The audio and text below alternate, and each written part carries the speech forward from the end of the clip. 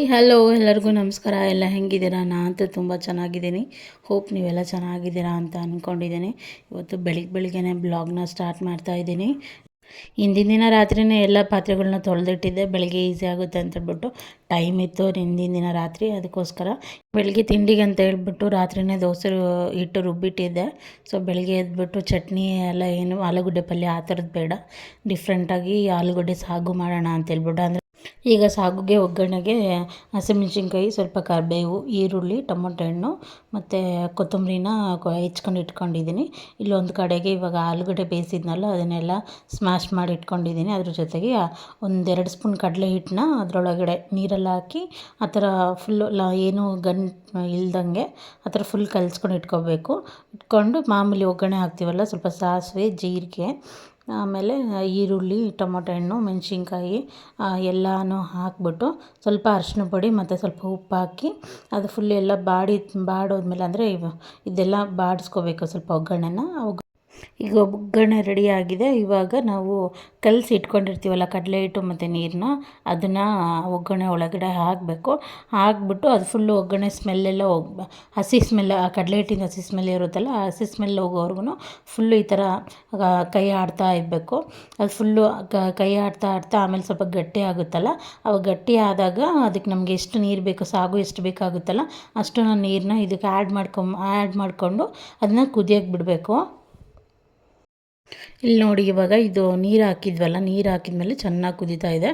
ಕುದಿಬೇಕಾದ್ರೆ ಇವಾಗ ಸ್ಮ್ಯಾಶ್ ಮಾಡಿ ಇಟ್ಕೊಂಡಿದ್ವಲ್ಲ ಆಲೂಗಡ್ಡೆ, ಅದನ್ನಷ್ಟು ಅದರೊಳಗೆ ಹಾಕ್ಕೊಂಡು ಸ್ವಲ್ಪ 1-2 ಕುದಿಸ್ಕೊಂಡ್ರೆ ಆಯಿತು. ಇದು ಆಲೂಗಡ್ಡೆ ಸಾಗು ರೆಡಿ ಆಯಿತು.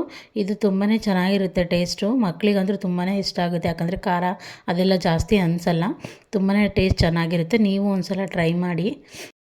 ಒಂದು ಕಡೆ ಆಲೂಗಡ್ಡೆ ಸಾಗು ರೆಡಿ ಆಗ್ತಿತ್ತು, ಇನ್ನೊಂದು ಕಡೆ ದೋಸೆ ಮಾಡೋಣ ಅಂತೇಳ್ಬಿಟ್ಟು ದೋಸೆಗೆ ಸ್ವಲ್ಪ ಬೆಳಗ್ಗೆ ರಾತ್ರಿ ರೆಡಿ ಮಾಡಿಟ್ಟಿರ್ತೀವಲ್ಲ ದೋಸೆ ಹಿಟ್ಟು, ಅದಕ್ಕೆ ಬೆಳಗ್ಗೆ ಎದ್ದ ತಕ್ಷಣ ಸ್ವಲ್ಪ ಉಪ್ಪು, ಸ್ವಲ್ಪ ಸೋಡಾ ಪುಡಿ ಹಾಕ್ಬಿಟ್ರೆ ದೋಸೆ ಸಾಫ್ಟಾಗಿ ಮೆತ್ತಗೆ ಬರುತ್ತೆ.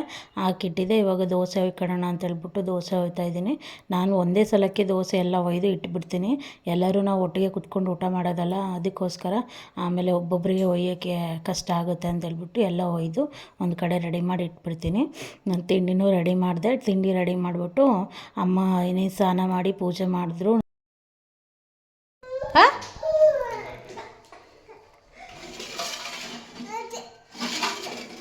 ದೋಸೆ ತಿಂತೀಯಾ? ಅಮ್ಮ ಮತ್ತು ವಿಭಾ ಸ್ಕೂಲಿಗೆ ಲೇಟ್ ಆಗುತ್ತೆ ಅಂತೆ ಕುತ್ಕೊಂಡ್ಬಿಟ್ಟು ದೋಸೆ ತಿಂತಾಯಿದ್ರು. ಚೆನ್ನಾಗಿತ್ತು ಅಂತೆ ದೋಸೆ, ನನಗೆ ಇಷ್ಟ ಆಯಿತು ಅಂತ ಹೇಳ್ತಾಯಿದ್ಲು ವಿಭಾ. ಇಲ್ಲಿ ನೋಡಿದ್ರೆ ನಮ್ಮ ಗುಂಡುಗೆ ಪಾಪ ಹೊಟ್ಟೆ ಹೋಗ್ಬಿಟ್ಟೈತೆ, ಅದಕ್ಕೆ ಫುಲ್ಲು ಅಳ್ತಾ ಇದ್ದ.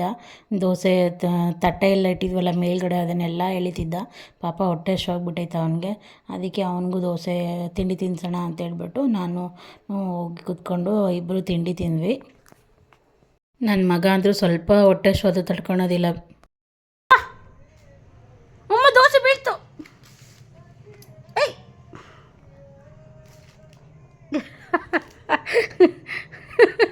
ತಿನ್ನು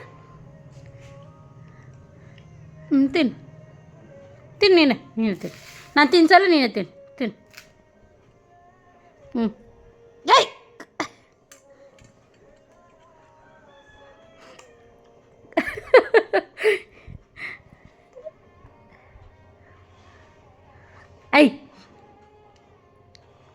ನನ್ನ ಮಗನಿಗಂತೂ ಸಾಗು ಇಷ್ಟ ಆಗ್ಬಿಟ್ಟೈತೆ. ಅದು ಖಾರ ಇಲ್ಲ ಏನಿಲ್ಲ ಅಲ್ಲ, ಅದಕ್ಕೆ ಹಿಂಗೆ ಬೆರಳು ಹಾಕ್ಬಿಟ್ಟು ಈ ಥರ ನೆಕ್ಕಿ ತಿಂತಾ ಇದ್ದ.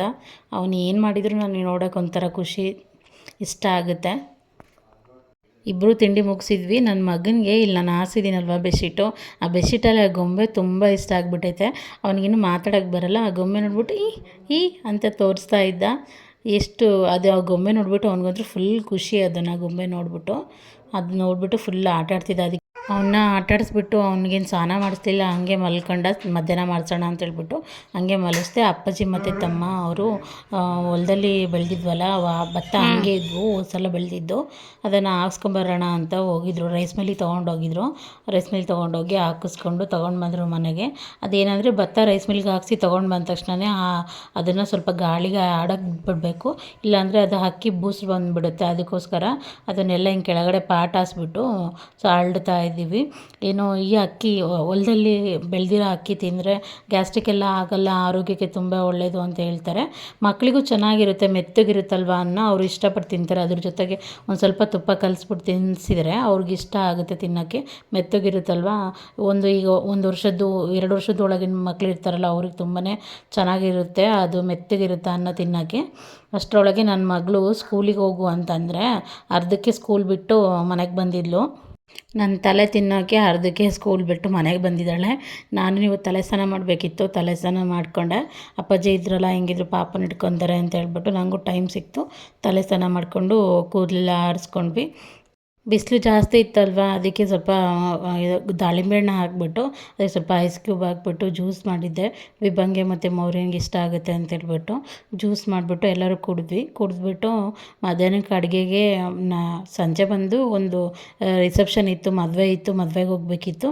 ಇನ್ನೇನು ಅಲ್ಲೇ ಊಟ ಮಾಡ್ತೀವಲ್ಲ ಅಂತ ಹೇಳ್ಬಿಟ್ಟು ಮಧ್ಯಾಹ್ನಕ್ಕಷ್ಟೇ ಆಗಂಗೆ ಏನಾದರೂ ಬೇಳೆ ಸಾಂಬಾರೇನೋ ಸಿಂಪಲಾಗಿ ಮಾಡ್ಕೊಳ್ಳೋಣ, ಅನ್ನ ಸಾಂಬಾರು ಅಂತ ಅಂದ್ಕೊಂಡು ಬೇಳೆ ಸಾಂಬಾರು ಮಾಡ್ಕೊತಾ ಇದ್ದೀನಿ. ಬೇಳೆ ಸಾಂಬಾರು ಆದರೆ ಬೇಗ ಆಗಿಬಿಡುತ್ತಲ್ವ, ಕುಕ್ಕರಲ್ಲಿ ಹಾಕಿ ಮಾಡಿಬಿಡ್ಬೋದು. ಮತ್ತು ಅಲ್ಲೇ ನಮ್ಮ ಮನೆ ಪಕ್ಕಕ್ಕೆ ಏನೋ ಒಂಥರ ಉಳ್ಸೊಪ್ಪು ಮಾಡ್ತಾರಲ್ಲ, ಅದು ಸೊಪ್ಪು ಹಾಕೈತೆ ನಮ್ಮಮ್ಮ. ಅದರ ಎಲೆಗಳನ್ನ ಒಂದು 4-5 ಅದರೊಳಗೆ ಸಾಂಬಾರೊಳಗೆ ಹಾಕ್ಬಿಟ್ರೆ ತುಂಬಾ ಟೇಸ್ಟಾಗಿರ್ತದೆ. ಆ ಸೊಪ್ಪು ಹುಡ್ಕೊಂಡು ಹೋಗಿ ಸೊಪ್ಪು ತೊಗೊಂಡು ಬಂದು ಮಾಡೋ ಇದೇ ಇಲ್ಲ, ಅಲ್ಲಿಗಿರೋದನ್ನೇ ಕಿತ್ಕೊಂಡು ಮಾಡ್ಬೋದು. ಅಪ್ಪಾಜಿ ಕಿತ್ಕೊಂಬಂದು ಕೊಟ್ಟರು ನನಗೆ. ಸೊ ಅದಕ್ಕೆ ಬೇಳೆ ಸಾಂಬಾರು ಮಾಡೋಣ ಸಿಂಪಲ್ಲಾಗಿ ಅಂತೇಳ್ಬಿಟ್ಟು ಬೇಳೆ ಮತ್ತು ಅದ್ರ ಜೊತೆಗೆ ಹೆಸ್ರು ಕಾಳು ಹಾಕ್ಕೊತಿದ್ದೀನಿ. ಚೆನ್ನಾಗಿರುತ್ತೆ, ಎರಡೂ ಹಾಕಿದ್ರೂ ಬೇಳೆ ಸಾಂಬಾರು ಚೆನ್ನಾಗಿರುತ್ತೆ. ಅದ್ರ ಜೊತೆಗೆ ಒಂದು 4 ಟೊಮೊಟೊ ಹಣ್ಣು ಅದನ್ನು ಹಾಕ್ಕೊಂಡು ಕ್ಲೀನಾಗಿ ತೊಳ್ಕೊಂಡು, ಯಾವಾಗಲೂ ಬೇಳೆಕಾಳನ್ನ ತೊಳ್ಕೊಂಡೇ ಅಡುಗೆ ಮಾಡಿ, ಯಾಕಂದರೆ ಅದು ಭಾಳ ದಿನ ಸ್ಟೋರ್ ಮಾಡೋಕ್ಕಂತ ಹೇಳ್ಬಿಟ್ಟು ಅದು ಹುಳ ಆಗದೇ ಇರೋ ಥರ ಒಂದು ಪೌಡ್ರ್ ಹಾಕಿಟ್ಟಿರ್ತಾರೆ. ಯಾವಾಗಲೂ ಎಲ್ಲ ಶಾಪಲ್ಲೂ ಹಾಕಿಟ್ಟಿರ್ತಾರೆ. ಅದಕ್ಕೆ ಬೇಳೆನ ಯೂಸ್ ಮಾಡೋಕ್ಕೆ, ಯಾವುದೇ ಕಾಳಾಗಲಿ ಯೂಸ್ ಮಾಡೋಕ್ಕೆ ಮುಂಚೆ ತೊಳೆದು ಹಾಕಿದರೆ ತುಂಬಾ ಒಳ್ಳೆಯದು. ಬೇಳೆ ಟೊಮೊಟೊ ಹಣ್ಣೆಲ್ಲ ತೊಳ್ಕೊಂಬಿಟ್ಟು ಇವತ್ತು ತಮ್ಮ ಮತ್ತು ಅಪ್ಪಾಜಿ ಮನೆಯಲ್ಲೇ ಇದ್ದರು. ಸೊ ಎಲ್ಲರಿಗೂ ಸೇರಿಸಿ ಅಡುಗೆ ಮಾಡಬೇಕಿತ್ತು. ಸೊ ಅದಕ್ಕೆ ಬೇಳೆ ಸಾರು ಮತ್ತು ಅದು ಸ್ವಲ್ಪ ಸಿಂಪಲಾಗಿ ಅನ್ನ ಮಾಡ್ಕೊಳ್ಳೋಣ ಅಂತ ಹೇಳ್ಬಿಟ್ಟು ಮಾಡ್ತಾಯಿದ್ದೀನಿ. ನಾನಿಲ್ಲಿ ಟೊಮೊಟೊ ಹಣ್ಣು ಮತ್ತು ಈರುಳ್ಳಿನ ಚಿಕ್ಕದಾಗಿ ಕಟ್ ಮಾಡಿ ಹಾಕ್ಕೊಳ್ಳಲ್ಲ, ದೊಡ್ಡದಾಗಿ ಹಂಗೆ ಚಾಕುವಲ್ಲೇ ದೊಡ್ಡ ಪೀಸ್ ಮಾಡಿಬಿಟ್ಟು ಹಂಗೆ ಹಾಕ್ಕೊಳ್ತೀನಿ. ಯಾಕಂದರೆ ಅದು ಲಾಸ್ಟಿಗೆ ಬೆಂದ ಮೇಲೆ ಮಸ್ತ್ರೆ ಚೆನ್ನಾಗಿರುತ್ತೆ, ಮಸ್ತ್ ಒಗ್ಗರಣೆ ಕೊಟ್ಟರೆ. ಅದಕ್ಕೆ ನಾನು ಟೊಮೊಟೊ ಹಣ್ಣೆಲ್ಲ ಈ ಥರ ಅದ್ರ ಜೊತೆಗೆ ಒಂದು 4 ಈರುಳ್ಳಿ, ಆಮೇಲೆ ಒಂದು 4 ಹಸಿಮೆಣ್ಸಿನ್ಕಾಯಿ, ಒಂದು ಹಿಡಿಯಷ್ಟು ಬೆಳ್ಳುಳ್ಳಿ, ಒಂದು 4-5 ಬೆಳ್ಳುಳ್ಳಿನ ಬಿಡಿಸಿ ಹಾಕ್ಕೊಂಡು ಅದಕ್ಕೆ ಸ್ವಲ್ಪ ಕೊತ್ತಂಬರಿ, ಆಮೇಲೆ ಆ ಎಲೆ ಅಂತ ಹೇಳಿದ್ನಲ್ಲ ಆ ಎಲೆ ಹಾಕ್ತಾಯಿದ್ದೀನಿ. ಯಾವ ಎಲೆ ಅಂತ ನಂಗೆ ಗೊತ್ತಿಲ್ಲ, ಅಮ್ಮನ ಕೇಳಿಬಿಟ್ಟು ನಾನು ನೆಕ್ಸ್ಟ್ ವೀಡಿಯೋದಲ್ಲಿ ಹೇಳ್ತೀನಿ ನಿಮಗೆ. ತುಂಬಾ ಒಳ್ಳೇದಂತ ಹೇಳ್ತೀವಿ ಕೂಡ. ಆಮೇಲೆ ಸ್ವಲ್ಪ ಹುಣಸೆಹಣ್ಣು ಹಾಕ್ಕೊಂಡು ಅದಕ್ಕೆ 2 ಚಮಚ ಖಾರದ ಪುಡಿ, ಹಸಿಮೆಣ್ಸಿನ್ಕಾಯಿ ಹಾಕಿರ್ತೀವಲ್ವ, ಅದಕ್ಕೆ 1 ಚಮಚ, 1-1.5 ಚಮಚ ಹಾಕಿದ್ರೆ ಸಾಕು ಖಾರದ ಪುಡಿ. 1.5 ಚಮಚ ಖಾರದ ಪುಡಿ ಹಾಕ್ಕೊಂಡು 1-2 ಚಮಚ ಸಾಂಬಾರು ಪುಡಿ ಹಾಕ್ಕೊಂಡು ಅದಕ್ಕೆ ಸ್ವಲ್ಪ ಉಪ್ಪು ಹಾಕಿ, ಆಮೇಲೆ ಬೇಕಿದ್ರೆ ರಸಮ್ ಪೌಡ್ರ್ ಬರುತ್ತಲ್ಲ, ಅದು ಒಂದು ಅರ್ಧ ಚಮಚ ಹಾಕಿದರೆ ಚೆನ್ನಾಗಿರುತ್ತೆ ಟೇಸ್ಟ್ ಕೂಡ. ಅವಿಷ್ಟನ್ನ ಹಾಕಿ ಕುಕ್ಕರಲ್ಲಿ, ಅಂದರೆ ನೀರೆಷ್ಟು ಅಂದರೆ ಸ್ವಲ್ಪ ಕಡಿಮೆನೇ ಹಾಕಿ, ಅದೆಷ್ಟು ಬೇಯಕ್ಕೆ ಬೇಕಲ್ಲ ಅಷ್ಟು ನೀರು ಹಾಕಿದರೆ ಸಾಕು. ಯಾಕಂದರೆ ಆಮೇಲೆ ಮಸಿತೀವಲ್ಲ, ಮಸ್ತ್ ಒಗ್ಗರಣೆ ಕೊಡ್ತೀವಲ್ಲ, ಅವಾಗ ಬೇಕಿದ್ರೆ ನೀರು ಹಾಕ್ಕೋಬೋದು. ಇಲ್ಲಾಂದರೆ ನೀವು ಎಲ್ಲ ಒಂದೇ ಸಲ ಹಾಕ್ತೀವಂದರೆ ನಿಮ್ಗೆ ಎಷ್ಟು ನೀರು ಬೇಕೋ ಅಷ್ಟು ನೋಡಿಬಿಟ್ಟು ಹಾಕಿ. ಇಲ್ಲಿ ಒಂದು ಸೈಡು ನಾನು ಸಾಂಬಾರು ಆದಂಗಾಗಲಿ, ಇನ್ನೊಂದು ಸೈಡಲ್ಲಿ ಅನ್ನಕ್ಕೆ ಇಡೋಣ ಅಂತ ಹೇಳ್ಬಿಟ್ಟು, ಇವತ್ತು ಹೆಂಗಿದ್ರು ಹೊಸ ಅಕ್ಕಿ ಹಾಕ್ಸ್ಕೊಂಬಂದಿದ್ರಲ್ಲ, ಅದ್ರ ಅನ್ನ ಹಿಂಗಾಗುತ್ತೆ ಅಂತ ನೋಡೋಣ ಅಂತ ಹೇಳ್ಬಿಟ್ಟು ಹೊಸ ಅಕ್ಕಿನೇ ತೊಳೆದ್ಬಿಟ್ಟು ಅನ್ನ ಮಾಡೋಕೆ ಇಡ್ತಾಯಿದ್ದೀನಿ. ನೋಡೋಣ ಚೆನ್ನಾಗಾಗುತ್ತಾ ಇಲ್ವಾ ಅಂತ ಹೇಳ್ಬಿಟ್ಟು. ಅದೇ ಅಕ್ಕಿ ಇನ್ನೂ ಹಳೇದಾಗಬೇಕು, ಬಟ್ ಇವತ್ತು ಟೇಸ್ಟ್ ಹೆಂಗಿರುತ್ತೆ ನೋಡೋಣ ಅಂತ ಹೇಳ್ಬಿಟ್ಟು ನಾನು ಅದೇ ಅಕ್ಕಿನ ಇವತ್ತು ತೊಳೆದ್ಬಿಟ್ಟು ಅನ್ನ ಮಾಡೋಕೆ ಇಡ್ತಾಯಿದ್ದೀನಿ. ಇವಾಗ ಮದುವೆ ಸೀಸನ್ ಸ್ಟಾರ್ಟ್ ಆಗಿದೆ ಅಲ್ವಾ, ಮದುವೆಗಳಂತೂ ತುಂಬ ಇದ್ದಾವೆ, ಒಂದ್ರ ಮೇಲೆ ಒಂದು ಮದುವೆ. ಅದು ಬ್ಯುಸಿ ಡೇಟು. ಈ ನವಂಬರು ಡಿಸೆಂಬರಲ್ಲಂತೂ ಸಖತ್ ಮದುವೆಗಳು ನಡೀತಾ ಇರುತ್ತೆ. ಸೊ ಅವರು ನಮ್ಮ ಮದುವೆಗೆಲ್ಲ ಬಂದಿರ್ತಾರಲ್ವ, ನಾವು ಹೋಗಲೇಬೇಕು ಕರೆದ್ಮೇಲೆ. ಸೊ ಹೋಗೋಣ. ಇವತ್ತು ನನ್ನ ತಮ್ಮಂದು ಒಬ್ಬನ ಮದುವೆ ಇತ್ತು, ಹೋಗಲೇಬೇಕು. ಅವರು ನಮ್ಮದು ಎಲ್ಲ ಫಂಕ್ಷನ್ಗೂ ಬಂದಿದ್ದಾರೆ. ಸ್ವಲ್ಪ ಹತ್ತಿರದವರು ಹೋಗ್ಬೇಕಂತ. ಅಮ್ಮನೂ ಸ್ಕೂಲಿಂದ ಬಂದರು, ಅವ್ರಿಗೆ ಹಾಫ್ ಡೇ ಆಗಿತ್ತಲ್ಲ, ಅದಕ್ಕೆ ಮಧ್ಯಾಹ್ನಕ್ಕೆ ಬಂದರು. ನನ್ನ ಮಗಳಿಗೇನೋ ಅವರಪ್ಪ ನೆನಪಾಗಿದ್ದಾರಂತೆ, ಅದಕ್ಕೆ ಅಪ್ಪಂಗೆ ಫೋನ್ ಮಾಡಿಕೊಡು, ಅಪ್ಪ ಎಲ್ಲಿ ಅಂತ ಎಲ್ಲ ಕೇಳ್ತಾಯಿದ್ಲು. ಅವ್ರ ಅಪ್ಪಂದೊಂದು ಫೋಟೋ ಸಿಕ್ಕಿತ್ತು, ಅದನ್ನ ಇಟ್ಕೊಂಡ್ಬಿಟ್ಟು ಏನೋ ಫುಲ್ಲು ಅವ್ರ ಅಪ್ಪಾಜಿನ ನೆನೆಸ್ಕೊಂಡು ಅದನ್ನೆಲ್ಲ ಫೋಟೋ ಎಲ್ಲ ನೋಡಿಬಿಟ್ಟು ಇದು ಮಾಡ್ತಿದ್ದಾಳೆ.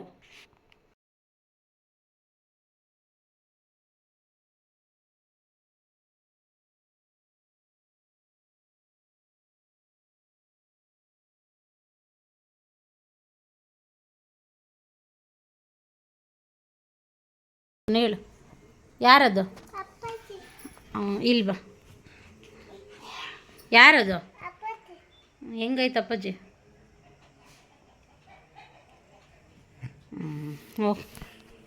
ಈಗ ಸಾಂಬಾರು ರೆಡಿಯಾಗಿತ್ತು. ಅದಕ್ಕೆ ಸ್ವಲ್ಪ ಸಾಸಿವೆ, ಜೀರಿಗೆ ಮತ್ತು ಒಂದೆರಡು ಬೆಳ್ಳುಳ್ಳಿನ ಕುಟ್ಟಿ ಅದ್ರ ಜೊತೆಗೆ ಒಂದು ಅರ್ಧ ಈರುಳ್ಳಿನ ಒಗ್ಗರಣೆ ಹಾಕ್ಕೊಂಡು ಅದು ಮಸ್ತಿರೋ ಸಾಂಬಾರನ್ನ ಮಸ್ಕೋಬೇಕು. ಮಸ್ಕೊಂಡು ಅದಕ್ಕೆ ಹಾಕಿದರೆ ಇಲ್ಲಿ ಬೇಳೆ ಸಾಂಬಾರು ರೆಡಿ ಆಗುತ್ತೆ. ಚೆನ್ನಾಗಿರುತ್ತೆ ಟೇಸ್ಟು, ಒನ್ ಟೈಮ್ ತಿನ್ನೋಕ್ಕೆಲ್ಲ.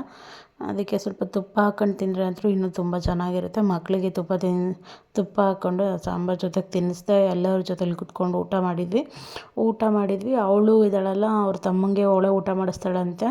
ಯಾಕೆ ಊಟ ಮಾಡಿಸ್ತಾ ಇದ್ಲು.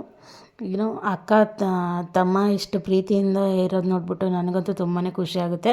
ಇವಾಗ ಹಿಂಗಿರ್ತಾರೆ, ಬಟ್ ದೊಡ್ಡವರಾದ್ಮೇಲೆ ನಾವು ಜಗಳ ಮಾಡ್ತಿದ್ವಲ್ಲ ನಮ್ಮ ತಮ್ಮವ್ರ ಜೊತೆಗೆ ಅಕ್ಕರ ಜೊತೆಗೆ, ಆ ಥರನೇ ಇವ್ರೂ ಜಗಳ ಮಾಡ್ತಾರೆ. ನಂಗೆ ಗೊತ್ತು. ಏನಂದರೆ ಇವಾಗ ಚಿಕ್ಕವ್ರು ಇರಬೇಕಾದ್ರೆ ಹಿಂಗೆಲ್ಲ ಮಾಡ್ತಾರೆ. ಇವಾಗ್ಲೂ ತುಂಬಾ ಜಗಳ ಮಾಡ್ತಾರೆ. ಏನು ಮಾಡೋದು? ಅವಳು ಏನಾದರೂ ಒಂದು ಆಟ ಸಾಮಾನು ತಗೊಂಡು ಆಟ ಆಡ್ತಿದ್ರೆ ಅದು ಇವ್ನಿಗೆ ಬೇಕು ಅಂತ ಇವನು ಅಳ್ತಿರ್ತಾನೆ. ಅವನೇನಾದ್ರು ತಗೊಂಡು ಆಟ ಆಡ್ತಿದ್ರೆ ಅದು ಅವಳಿಗೆ ಬೇಕಂತ ಹೇಳ್ಬಿಟ್ಟು ಫುಲ್ ಜಗಳ ಮಾಡ್ತಿರ್ತಾರೆ. ಸಂಜೆ ಸ್ವಲ್ಪ ಹೊತ್ತು ಮಲಗಿ ಎದ್ದು ಎಲ್ಲರೂ ಫಂಕ್ಷನ್ ಇತ್ತಲ್ಲ, ರಿಸೆಪ್ಷನ್ನು, ಹೋಗೋಣ ಅಂತ ಹೇಳ್ಬಿಟ್ಟು ರೆಡಿ ಆದ್ವಿ. ನನ್ನ ಮಗಳಿಗೆ ಎನಿ ಟೈಮ್ ಯಾವಾಗಾದರೂ ಆಗಲಿ ಲಂಗ ದಾವಣಿ ಬೇಕು ಅಂತ ಹೇಳ್ತಿರ್ತಾಳೆ. ನಾನು ತುಂಬ ಹೊಲ್ಸಿಟ್ಬಿಟ್ಟಿದ್ದೀನಲ್ಲ ಲಂಗ ದಾವಣಿಗಳನ್ನ, ಅದಕ್ಕೆ ಅವಳಿಗೆ ಲಂಗ ದಾವಣಿ ಹಾಕಿದೆ. ನನ್ನ ಮೌರಿಂಗೆ ಈ ಥರ ಒಂದು ಪ್ಯಾಂಟು ಹಂಗೆ ಕೋಟಿರೋ ಈ ಥರ ಡ್ರೆಸ್ ಹಾಕಿದೆ. ನನಗೆ ಸೀರೆನ ಚಿಕ್ಕ ಪಿನ್ ಮಾಡ್ಕೊಂಡು ಉಟ್ಕೊಳ್ಳೋಷ್ಟು ಪೇಷನ್ಸ್ ಇರಲಿಲ್ಲ. ಅದಕ್ಕೆ ಇದು ಹೆಂಗಿದೆ ದೊಡ್ಡ ಬಾರ್ಡ್ರ್ ಸೀರೆ ಅಲ್ವಾ, ದೊಡ್ಡ ಬಾರ್ಡ್ರನ್ನೇ ಉಟ್ಕೊಂಡ್ರೆ ಚೆನ್ನಾಗಿ ಕಾಣುತ್ತೆ ಅಂತ ಹೇಳ್ಬಿಟ್ಟು ಈ ಥರ ಉಟ್ಕೊಂಡಿದ್ದೆ. ನೋಡಿ ಫ್ರೆಂಡ್ಸ್, ಇಲ್ಲಿ ನಾವು ಮದುವೆಗೆ ಹೊರಟಿದ್ದೀವಿ. ಇವನಿದಾನಲ್ಲ, ಆ ದೀಪಾವಳಿ ಹಬ್ಬದಲ್ಲಿ ಇದು ಮಾಡಲಿಲ್ಲ, ಇವನು ನನ್ನ ಟೀಸ್ ಮಾಡ್ತಿದ್ದಾನೆ. ಯೂಟ್ಯೂಬಲ್ಲಿ ಬರ್ತಾನೆ ಈ ಹುಡುಗ. ಎಲ್ಲ ಸಿಕ್ಕರೆ ಅವ್ರಿಗೆ ಯಾರಿಗಾರು ಹುಡುಗಿ ನೋಡಿ ಮದುವೆ ಮಾಡಿಬಿಡ್ರಿ. ಎಲ್ಲಿ ತೋರಿಸ್ಬೇಕನ? ತೋರಿಸಲ್ಲ ವರ್ಷದಲ್ಲಿ ಈಗ ರೊಕ್ಕ ಇಡ್ತಿದ್ದೀವಿ ನಾವು. ರೊಕ್ಕ ಇಡ್ತಿದ್ದೀವಿ. ರೊಕ್ಕ ಕೊಟ್ಟೆಯಾ? 1000 ರೂಪಾಯಿ.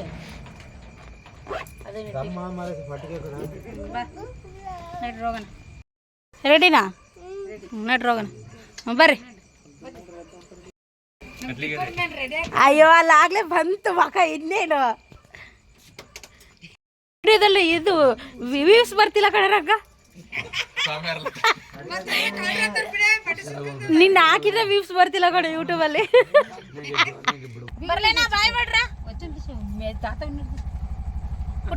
ನನ್ನ ತಮ್ಮಂಗೆ ಬೇರೆ ಕಡೆ ಬಾಡಿಗೆ ಇತ್ತು ಅಂತ ಹೇಳ್ಬಿಟ್ಟು ತಮ್ಮನ ಫ್ರೆಂಡ್ ಅವನು ಮದುವೆಗೆ ಬರಬೇಕಿತ್ತು. ಅವ್ರ ಜೊತೆ ಹೊರಟ್ವಿ.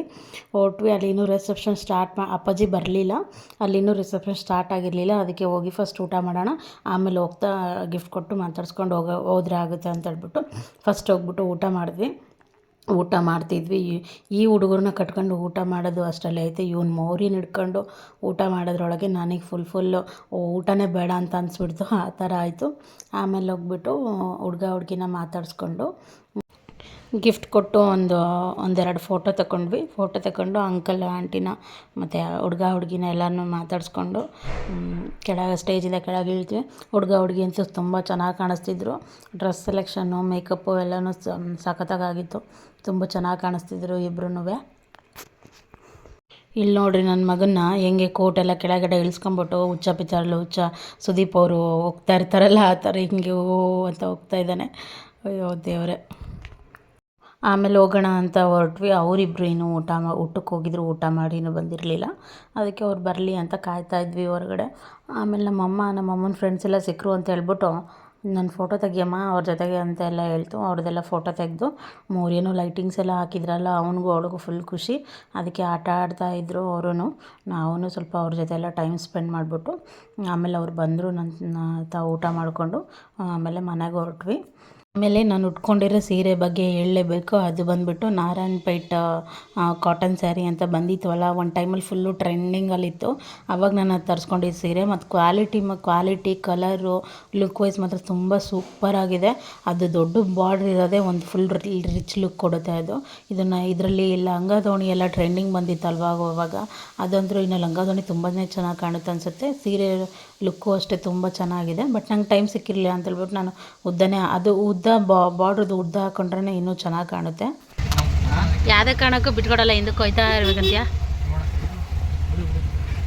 ಫ್ರೆಂಡ್ಸ್ ನಾವೊಂದು ದಿನನ ಈ ಥರ ಸ್ಪೆಂಡ್ ಮಾಡಿದ್ವಿ. ಈ ವಿಡಿಯೋ ನಿಮಗೆಲ್ಲರಿಗೂ ಇಷ್ಟ ಆಗಿದೆ ಪ್ಲೀಸ್ ಒಂದು ಲೈಕ್ ಮಾಡಿ. ಇನ್ನೂ ಯಾರೆಲ್ಲ ಸಬ್ಸ್ಕ್ರೈಬ್ ಮಾಡ್ಕೊಂಡಿಲ್ಲ ಪ್ಲೀಸ್ ಸಬ್ಸ್ಕ್ರೈಬ್ ಮಾಡ್ಕೊಳ್ಳಿ, ಒಂದು ಲೈಕ್ ಮಾಡಿ. Thank you for watching.